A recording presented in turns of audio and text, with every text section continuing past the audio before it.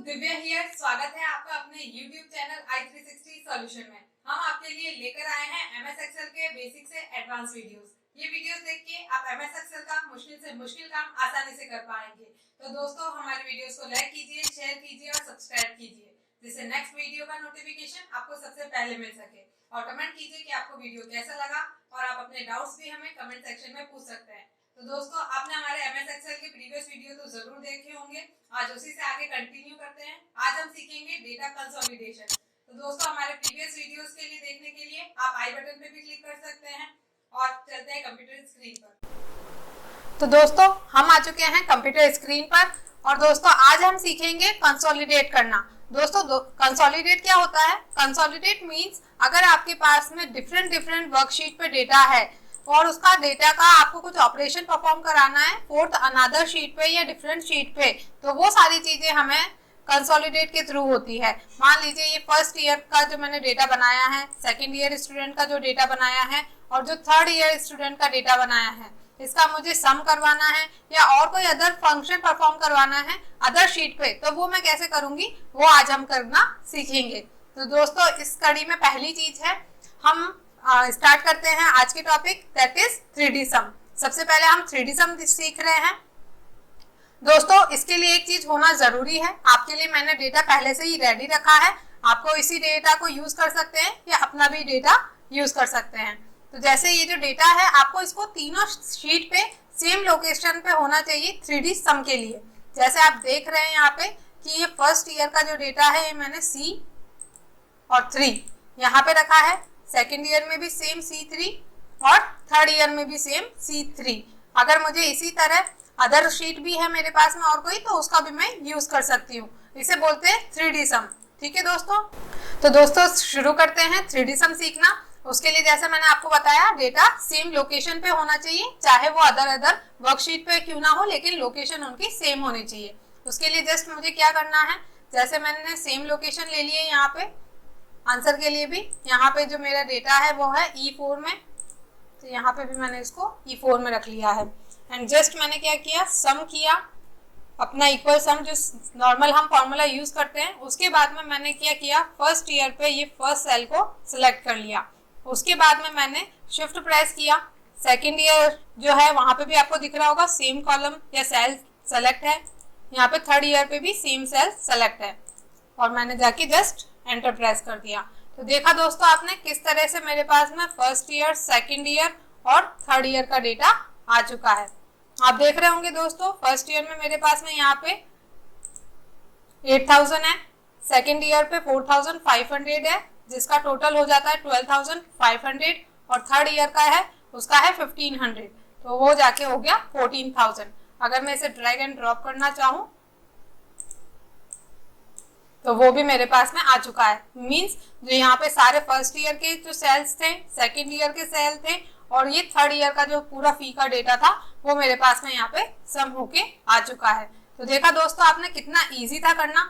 अगर आप चाहें, इसी को अगर मैं PG पे करके आपको दिखाना चाहूँ तो यहाँ पे भी सेम सम फंक्शन अप्लाई हो जाएगा। जस्ट सम फंक्शन अप्लाई करना है। मैं फर्स्ट ईयर शीट पे गई, यहाँ पे मैंने शिफ्ट प्रेस किया, उसके बाद में सिलेक्ट करने के बाद में सेकेंड ईयर पे भी सेम, थर्ड ईयर पे भी same, and just enter press कर दिया। देखा दोस्तों आपने कितना इजीली मेरे पास में सारा डेटा अवेलेबल हो गया है। देखा, ये 3D सम है जहाँ पे 3 शीट से डेटा आ रहा है। दोस्तों ये मत समझिएगा कि यहाँ पे 3 शीट ही ले सकते हैं, हम 3 से ज्यादा शीट भी ले सकते हैं। अगर दोस्तों एक और चीज मैं आपको करके दिखाती हूँ। मान लीजिए अगर मैं यहाँ पे अपने डेटा में कुछ चेंज करती हूँ, इसे मैं सिर्फ 4000 कर देती हूँ, तो आपने देखा किस तरह ये अपने आप मेरे डेटा में भी यहाँ पे चेंज हो चुका है, विदाउट वहां पे मैंने कुछ चेंज किए। जस्ट वहां पे चेंज हुआ और ये चेंज हो गया। लेकिन दोस्तों ये जो हमारा 3D सम है, इसकी ये डिसएडवांटेज है कि अगर डिफरेंट शीट पे डेटा क्यों ना हो, लेकिन सेम लोकेशन पे होना चाहिए। अब मान लीजिए कभी हमारे पास में हमारी लोकेशन सेम ना हुई सारे डेटा की, तो और उसके अलावा हमें सारे फंक्शन परफॉर्म करने हैं, डेटा को एक साथ मर्ज करना है, तो उसके लिए हमें क्या करना होगा? तो उसके लिए दोस्तों हमें एक्सेल ने फैसिलिटी प्रोवाइड की है, दैट इज कंसोलिडेट। कंसोलिडेट का यूज करके हम हमारे सारे डेटा जो है उसका अलग अलग लोकेशन पे होते हुए भी, अलग अलग वर्कशीट पे होते हुए भी सारे फंक्शन परफॉर्म करवा सकते हैं। तो दोस्तों सीखते हैं। इसके लिए दोस्तों मैं क्या करूंगी, सबसे पहले हमारी जो फर्स्ट ईयर की शीट है इस पे डेटा मैं थोड़ा सा डिफरेंट जगह प्लेस कर दूंगी। देखा दोस्तों आपने किस तरह से मैं सारा डेटा को डिसलोकेट करके अलग अलग प्लेस पे शिफ्ट कर रही हूँ, जिससे कि ये मैं कोई भी रैंडम प्लेस ले रही हूँ एंड जस्ट इसको शिफ्ट कर रही हूँ। ठीक है दोस्तों, देखा आपने किस तरह से मैंने ये सारा डेटा शिफ्ट कर दिया। अब मान लीजिए ये जो मेरे को कंसोलिडेट फंक्शन लगाना है, ये मैं आपको अलग जगह लगा के दिखा रही हूँ। इसके लिए जस्ट मुझे सिंपली क्या करना है, कंसोलिडेट दोस्तों ध्यान से सीखिएगा, आपको अपनी एक्सेल शीट में इस डेटा टैब पे जाना है। इस रिबन में आपको यहाँ पे ये डेटा टूल्स में कंसोलिडेट का ऑप्शन मिलेगा, आपको इस कंसोलिडेट पे क्लिक करना है। अब आपके यहाँ पे फंक्शंस की लिस्ट आ गई, आपके पास में कितने सारे फंक्शंस दिए हुए हैं, जैसे कि सम, काउंट, एवरेज, मैक्स, मिनिमम। हम ये सारे फंक्शन यूज कर सकते हैं। हम एक एक करके देखेंगे दोस्तों। तो सबसे पहले मैं यूज कर रही हूँ सम फंक्शन। ये ऑलरेडी डेटा डिलीट कर देते हैं। ठीक है दोस्तों, अगर मुझे सम फंक्शन परफॉर्म करना है, अलग अलग शीट से डेटा चाहिए, अलग अलग लोकेशन वाइज, तो मैंने सबसे पहले कंसोलिडेट पे क्लिक किया, सम फंक्शन सेलेक्ट किया। अब मैं रेफरेंस देना चाहती हूँ। दोस्तों हम रेफरेंस दो तरीके से देख सकते हैं, या तो हमारी सेम शीट्स मतलब अदर शीट है, सेम वर्कबुक में अगर डेटा है तो हम यहाँ से डायरेक्टली सेलेक्ट कर लेंगे। अगर हमारे पास में डेटा हमारी कोई अदर वर्कबुक में अरेंज है, या अदर वर्क में जैसे दिख रहा होगा बुक 1, बुक 2 या ये चार्ट्स, तो इस तरह से अलग अलग वर्कबुक से भी अगर हमें डेटा चाहिए तो वहां से भी हम लेके आ सकते हैं। यह हमारी चॉइस है। बहुत ही इजी कर दिया है कंसोलिडेट ने, अलग अलग वर्कबुक से डेटा लाके उनका मर्ज और उसके ऊपर सॉर्टिंग या उसके ऊपर हमें अदर फंक्शन परफॉर्म करना है तो वो हम इजीली कर सकते हैं। तो दोस्तों हमारा जो डेटा है वो इसी वर्कबुक में है, तो मैं डायरेक्टली यहीं से सेलेक्ट कर लेती हूँ। जैसे मान लीजिए मेरे पास में जस्ट फी है, इसको मैंने सेलेक्ट किया, ऐड कर दिया। फिर उसके बाद में जो हमारा सेकेंड ईयर का डेटा है उसके लिए मैंने यहाँ से फी आपको दिख रहा होगा, सेलेक्ट किया एंड ऐड कर दिया, ऐड बटन पे क्लिक कर दिया। फिर मेरे पास में है थर्ड ईयर का डेटा, थर्ड ईयर के डेटा को भी मैं आपको शो कर देती हूँ। ये मेरे पास में आ गया फी और मैंने जस्ट ऐड कर दिया। दोस्तों यहाँ पे हमारे पास में लिखा हुआ use labels in top row या लेफ्ट कॉलम, ऐसा कुछ अभी हमने सिलेक्ट नहीं किया है, डायरेक्टली डेटा को ही हम यूज कर रहे हैं, तो हमने जस्ट ओके प्रेस करना है। देखा दोस्तों आपने 3D सम में हमारे पास में जो था वो सारा डिलीट हो गया है, क्योंकि हमने डेटा की लोकेशन जो है वो हर जगह चेंज कर दी है, तो उसकी वजह से 3D सम जा चुका है। और कंसोलिडेट में जब हम आके देखते हैं तो हमारे पास में ये सम आ चुका है कि ये किस तरह सम हुआ है। दोस्तों अगर आप चाहते हो कि ऊपर का लेबल मुझे दिखाई दे तो आप इसके लिए वापस से जस्ट मेरे को ये वापस से डिलीट करनी पड़ेगी, क्योंकि मेरे को रेंज दूसरी देनी है। मैंने डिलीट किया, मैं सेम सम फंक्शन अब कर रही हूँ यूज। मान लीजिए मुझे ये फी और पीजी दोनों चाहिए, ठीक है, इसे मैंने ऐड कर दिया। फिर से मैं सेकेंड ईयर पे गई, यहाँ से भी मुझे फी और पीजी दोनों चाहिए, जस्ट ऐड। फिर मैं थर्ड ईयर पे आई, यहाँ पे भी मैंने पीजी और इसको ऐड कर दिया। अब मैंने क्या किया, टॉप रो सेलेक्ट कर ली कि टॉप रो जो है यूज करना है मुझे लेबल्स में, एंड जस्ट ओके प्रेस किया। तो देखा दोस्तों आपने किस तरह से मेरे पास में फी और पीजी इन सब का सारा टोटल होके आ चुका है। अब आप देख रहे होंगे दोस्तों ये डिफरेंट लोकेशन से डेटा आया है, लेकिन फिर भी ये चेंज नहीं हुआ है। तो देखा आपने दोस्तों किस तरह से हम डिफरेंट शीट से डेटा ला सकते हैं और उस पर बहुत सारे फंक्शन परफॉर्म भी कर सकते हैं। ये सिर्फ मैं आपको अभी सम करके दिखा रही हूँ, इसी तरह से आप दूसरे फंक्शंस का भी यूज कर सकते हैं। दोस्तों मान लीजिए कि अब यहाँ पे मैं कुछ डेटा में चेंज करती हूँ, 4000 की जगह मैंने 4500 कर दिया। तो अब हम जाके देखते हैं क्या यहाँ पे कुछ चेंज हुआ है, नहीं। यहाँ पे फिर से चेंज करके देख लेते हैं।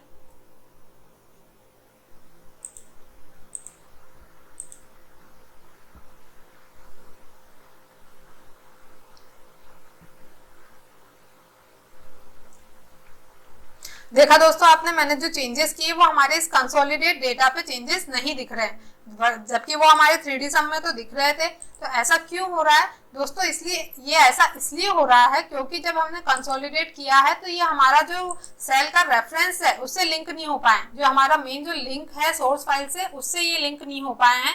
इसने जस्ट पहली बार में जो देखा उसको यूज कर लिया और उसी से डेटा को कनेक्ट कर दिया। यहाँ पे ये पूरी तरह से डेटा से कनेक्ट नहीं हो पाया है। जस्ट फर्स्ट टाइम जो इसने डेटा यूज किया था उसी को ये कंसोलिडेट करके दिखा रहा है। और एक और चीज दिख रही होगी दोस्तों, हमारे पास ऊपर रो भी आ रही है और ये जो कॉलम का डेटा था वो जो मैंने सेलेक्ट किया था लेबल्स को, वो भी ये मुझे यहाँ शो कर रहा है। इससे हमें जज करने में इजी हो रहा है कि यहाँ पे हमने क्या चीज की है। यहाँ पे हमने सम फंक्शन अप्लाई किया है। ठीक है दोस्तों, देखा आपने कितना इजीली ये सारी चीजों को मैं अप्लाई करके आपको दिखा रही हूँ। ठीक है, अब मान लीजिए मुझे दोस्तों ऐसा चाहिए कि जब भी मैं, अगर ऑब्वियस सी बात है, अगर मेरा पास डेटा है तो उसे कभी ना कभी तो चेंज किया जाएगा। इन फ्यूचर फीस भी चेंज होगी, पीजी का रेंट भी चेंज होगा, तो ये सारी चीजें चेंजेबल है, वेरिएबल है। तो अगर ऐसा हो और अलग अलग शीट में डेटा है, अलग अलग लोकेशन पे है, लेकिन वो लिंक होना चाहिए, तो उसके लिए हम क्या करेंगे दोस्तों, उसका भी यूज कंसोलिडेट में ही है। हम फिर से देख लेते हैं। हमें जाना है डेटा टैब में, यहाँ से हमें कंसोलिडेट में, फिर से मैं सम फंक्शन ही आपको अप्लाई करके दिखाऊंगी। जस्ट मैंने यूज किया इसका और ऐड किया। फिर से मैंने देखिए अलग अलग लोकेशन पे दोस्तों आपको दिख रहा होगा डेटा, उसको मैं ऐड करती जा रही हूँ।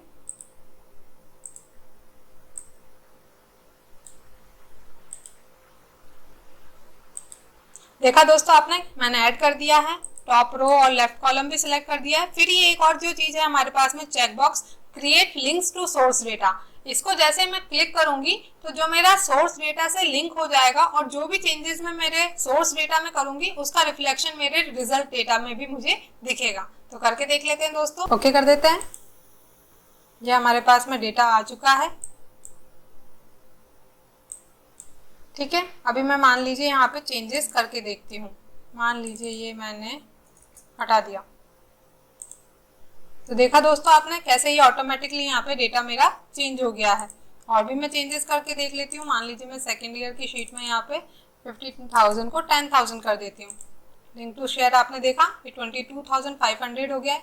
और चेक कर लेते हैं पीजी में मान लीजिए दोस्तों यहाँ पे 1500 है। मैं यहाँ पे जाके जस्ट ऐड कर देती हूँ इसमें। देखा दोस्तों आपने, ये 2420 हो गया है। तो इसी तरह से जो हमारा मेन डेटा है वो लिंक हो गया है हमारे रिजल्ट डेटा से, जिससे कि इन फ्यूचर जब भी मैं मेन डेटा में चेंजेस अप्लाई करूंगी तो वो मुझे मेरे लिंक डेटा में भी शो हो जाएगा। मुझे इस चीज की चिंता नहीं है कि मेरा डेटा कौन सी लोकेशन पे है, कौन सी शीट में है। जब भी मैं वहां चेंज कर रही हूँ, डायरेक्टली मान लीजिए कि मेरे पास में कोई एडमिन है, उनके पास में सारा डेटा पड़ा है और मेरे पास में जो है सर्वर का जो क्लाइंट डेटा है वो है, उसका मैं रिजल्ट दिखा रही हूँ यहाँ पे। तो रिजल्ट डेटा कहीं पे भी हो और हमारा क्लाइंट डेटा कहीं पे भी हो, उससे कोई दिक्कत नहीं है। आपस में डेटा लिंक हो चुका है और इजीली हम उसका यूज कर सकते हैं। तो देखा दोस्तों आपने कितना इजी था। इसके अलावा मैं आपको दोस्तों यहाँ पे तो ये हमने करवाया है सम फंक्शन परफॉर्म। ठीक है, अब आपको दिख रहा होगा दोस्तों यहाँ पे मैं जैसे प्लस करती हूँ तो ये डेटा कहाँ से मेरे पास में प्लस होके आया है वो शो कर रहा है मुझे सीधा सीधा। अगर मुझे चेक करना है कि ये मेरा डेटा कहाँ से लिंक है और किस तरह से इसमें सम परफॉर्म हो रहा है, तो वो चीजें भी हम इजीली कर सकते हैं। दोस्तों नेक्स्ट हम फंक्शन इसमें अप्लाई करके देख लेते हैं, that is average. Average function हम अप्लाई करने के लिए क्या करेंगे, जस्ट सेम प्रोसेस हमारा रहेगा। मैं यहाँ पे ये डिलीट कर देती हूँ ऑल्ट। अब मुझे यहाँ पे फंक्शन पे जाना है, मुझे एवरेज सेलेक्ट करना है और उसके बाद में मुझे वही रेफरेंसेस दे देते हैं। जैसे रेफरेंसेस में मैं दे रही हूँ यहाँ पे हमारा, इसको मैंने ऐड करवा दिया। सेकेंड ईयर की शीट पे गई मैं, यहाँ पे भी मैंने ऐड करवा दिया और थर्ड ईयर की शीट पे गई मैं, यहाँ पे भी मैंने ऐड करवा दिया। अब यहाँ पे टॉप रो भी है, लेफ्ट कॉलम भी है, ओके किया एंड जस्ट शो कर दिया। ठीक है दोस्तों, दिख रहा होगा आपको BA, BCA और BSc और फी और PG, इसका हमारे पास में सब जगह एवरेज होके शो हो गया है। अगर अभी हम देखना चाहें कि यहाँ पे हमारे पास में किस तरह से डेटा आया है तो वो भी हम करके दिखा सकते हैं। ठीक है दोस्तों, आपको दिख रहा होगा ये कंसोलिडेट में किस तरह से हमारे पास में सारा आ जाता है कि ये किस तरह से डेटा अरेंज हुआ है। इसको प्लस और माइनस हम करके देख सकते हैं। तो दोस्तों आज के वीडियो में इतना ही, मिलते हैं नेक्स्ट वीडियो में। तो हमारे वीडियोस को लाइक कीजिए, शेयर कीजिए और सब्सक्राइब कीजिए, जिससे कि नेक्स्ट वीडियो का नोटिफिकेशन आपको सबसे पहले मिल सके। और आप हमें वीडियो कैसा लगा ये भी हमें कमेंट सेक्शन में ज़रूर बताएं। ठीक है दोस्तों, बाय बाय।